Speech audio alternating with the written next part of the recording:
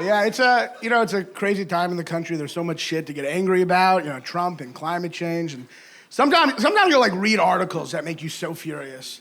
And I read an article recently, and I'm going to try to bring it up without getting too angry.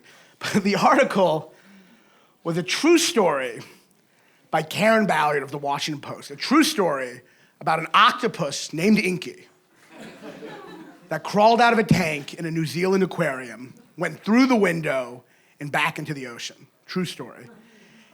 And the line in the article that made me so mad, Karen Ballard of the Washington Post wrote, "This cephalopod version of Shawshank Redemption."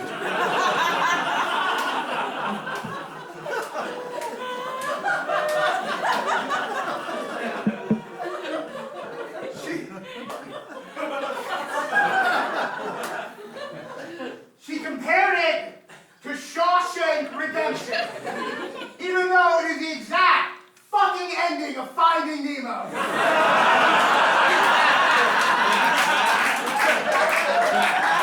There's no connection to Shawshank, none! It is literally the exact ending of Nemo! Alright, obviously you're not as mad as me, but this is unacceptable. So I wrote her an email. Got a lot of time on my hands.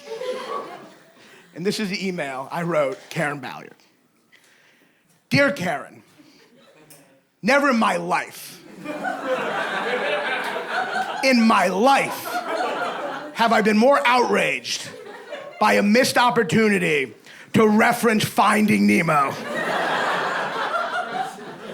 Your inability to notice that all of the elements in the story you were covering were almost identical. Identical, not fraternal, identical.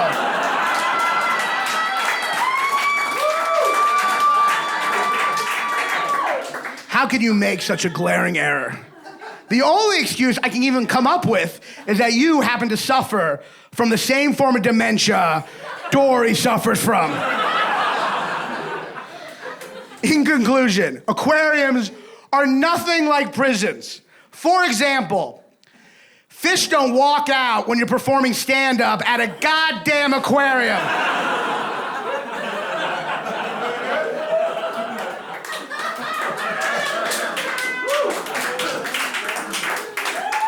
Sincerely, Israeli John Belushi's identical twin sister.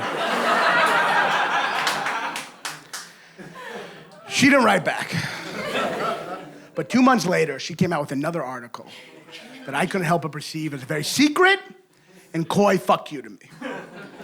And this was a line in that article. Convicted killer Matt Harris recently escaped from a prison in Tennessee by using power tools to dig a hole through his cell. A hole he covered up each morning behind a poster of Rita Hayworth. This human version of Finding Nemo